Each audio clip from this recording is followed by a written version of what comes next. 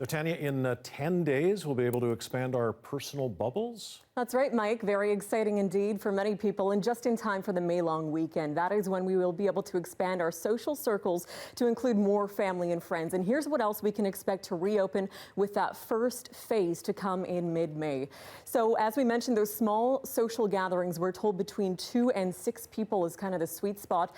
Elective surgeries, dentistry, physiotherapy, they'll all be set to resume, along with youth sports and recreation leagues as well. We'll also lift the ban on in-restaurant dining and hair salons. Of course, those were sectors that were ordered to close, and they'll have to submit industry-specific plans for approval before that actually happens. And we're also having guidance for retail stores and office workplaces. Now, as for details on how expanding our personal bubbles will look like come the middle of May, well, it's up to your discretion, really. The Premier is appealing to you to use good judgment.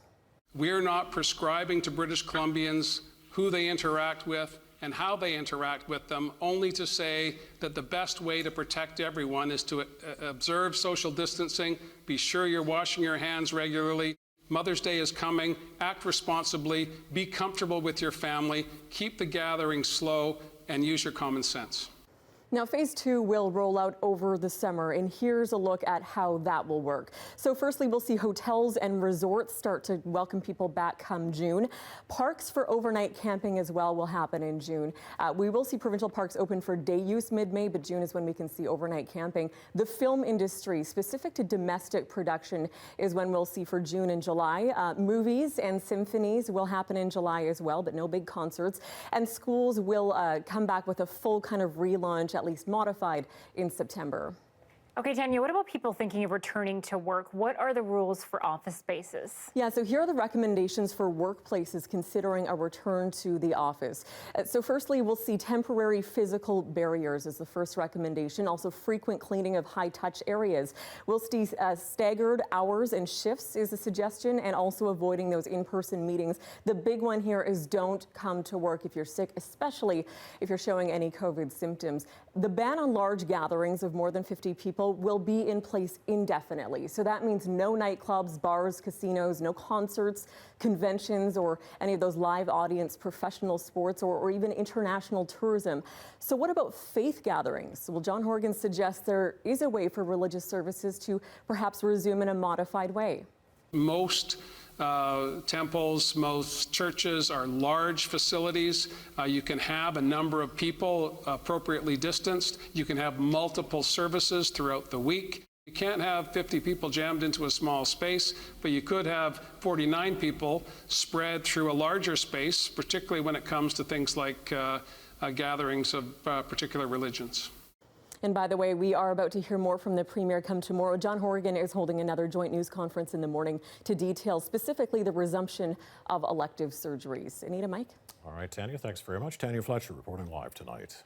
All right, so what exactly is happening with the plan to get kids back in the classroom? Well, the province's announcement is still leaving some confusion today. Tina Lovegreen is live now outside Elsie Roy Elementary in downtown Vancouver to help with the breakdown of what we can expect. So, Tina, what have you learned about this? Well, Mike and Anita, I was talking to a friend of mine who's a mother of 2. She has 2 sons, and she said the best Mother's Day gift would be if they announced that all the kids are going back to school. Well, that did not happen. Kids won't be going back to school, that full-blown back to classrooms, until September, but there is going to be a measured approach back. And I know this sounds a bit confusing for some parents and students, but the idea is that a small number of students will go back to classrooms perhaps on certain days and starting with certain grades. We've seen virtual learning taking place over the past number of weeks, positive outcomes there, but it's not perfect. We want to make sure we can do a dry run between now and the end of June, or pardon me, the beginning of June to the end of June. We're not anticipating any increase in in-class teaching until well after the May long weekend. So the details of exactly when that will happen are going to be announced in the coming weeks, and the details on exactly which students will be going back to school, again, coming in the coming weeks. So not a full-blown back to school until September, but perhaps adding to those, 5,000 students that are already in classrooms, the children of essential workers and students with complex learning needs. And, even when we go back to school in September, things are going to look incredibly different. Expect health and safety protocols, daily screenings of students and staff, frequent cleaning, frequent hand washing, and smaller class sizes, increased space between desks, and even alternating attendance. So a lot of careful planning needs to go into this before schools are back and running, says Terry Mooring, the BCTF president. Things will look really different. Like, parents won't be coming into schools to drop off their students in their classrooms, for example. There'll need to be a lot of safety protocols put into place. And that's what we're working with government around. As for sports and recreation, they are trying to find ways to have those kid camps, those summer camps running this summer, as sports that are less contact and are taking place outside are obviously considered safer. As for hockey resuming, they say they'll look into that in the fall. Mike, Anita? Thanks, Tina. Tina Lovegreen reporting live for us tonight. If you are waiting to get back to work at a store or you're in desperate need of a haircut, the middle of this month just might be your time. But expect to maintain physical distancing and to make more appointments. Dan Bird is live with more on this part of the restrictions. Dan, can businesses and customers, what can they expect? Well, as you said, Anita, be patient and keep their distance. The province now says hair salons, personal services, retail stores, restaurants, and others can reopen in the middle of this month, but both workers and customers have to follow some rules. Take a look. For retail stores, the government wants more checkouts and barriers to help space people out. It's encouraging online shopping and that people in store use and wear masks. They're requiring people to book an appointment for that much needed haircut or a spa treatment, and they want businesses to remove or at least shrink their waiting areas.